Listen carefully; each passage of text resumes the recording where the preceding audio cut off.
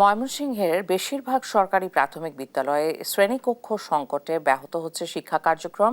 এ নিয়ে আরও জানাতে সরাসরি যুক্ত হচ্ছেন সহকর্মী ইলিয়াস আহমেদ। ইলিয়াস, শ্রেণীকক্ষ সমস্যার সমাধানে কর্তৃপক্ষ কি পদক্ষেপ নিয়েছে?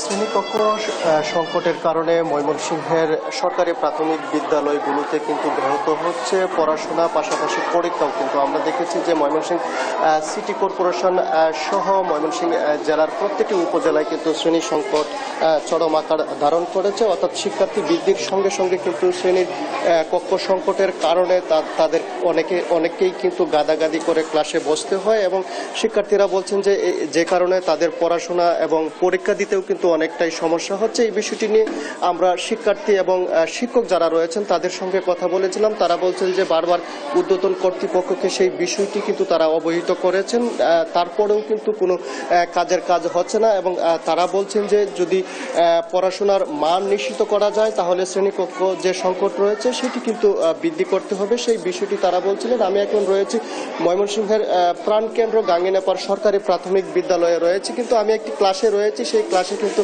আপনার মাধ্যমে দর্শকদের দেখাতে চাই, একেবারেই শিশুরা কিন্তু গাদাগাদি করে বেঞ্চে বসেছে, এবং তারা বলছেন যে প্রতিদিনই তাদেরকে কিন্তু এইভাবে ক্লাসে বসে কিন্তু পড়াশোনা করতে হয়, যার কারণে কিন্তু তাদের ক্লাস, পরীক্ষা এবং যে নিয়মিত ক্লাস করতে তাদের অনেকটাই সমস্যা হচ্ছে। সেই বিষয়টি তারা বলছিলেন। অর্থাৎ গাঙ্গিনাপাড় সরকারি প্রাথমিক বিদ্যালয়ে প্রায় 3 শতাধিক শিক্ষার্থী রয়েছে, তাদের জন্য মাত্র 3টি শ্রেণীকক্ষ, এবং সেই বিষয়টি নিয়ে শিক্ষকরাও কিন্তু উদ্বেগ প্রকাশ করেছে, এবং তারা বলছেন যে বিভিন্ন সময় তারা কিন্তু সেই বিষয়টি ঊর্ধ্বতন কর্তৃপক্ষকে অবহিত করেছেন।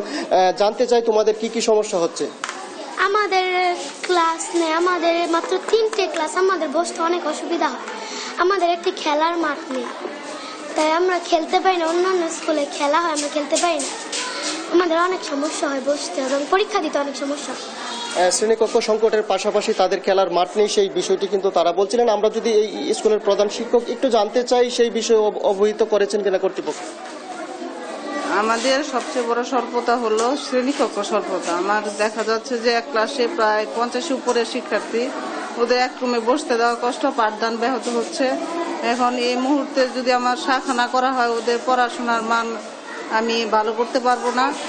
আর ধন্যবাদ। তিনি বলছিলেন যে তাদের কিন্তু একেবারেই শ্রেণীকক্ষ সংকটের কারণে পড়াশোনা কার্যক্রম ব্যাহত হচ্ছে, এবং সেই বিষয়টি ঊর্ধ্বতন কর্তৃপক্ষকে তারা জানিয়েছেন, এবং আমরা এই বিষয়টি নিয়ে ঊর্ধ্বতন কর্তৃপক্ষের সঙ্গেও কথা বলেছিলাম। তারা বলছেন যে প্রয়োজনীয় ব্যবস্থা নেওয়ার জন্য কিন্তু তারা মন্ত্রণালয়ে তাগিদ দিয়েছেন। এই ছিল আমার কাছে ময়মনসিংহ থেকে সর্বশেষ।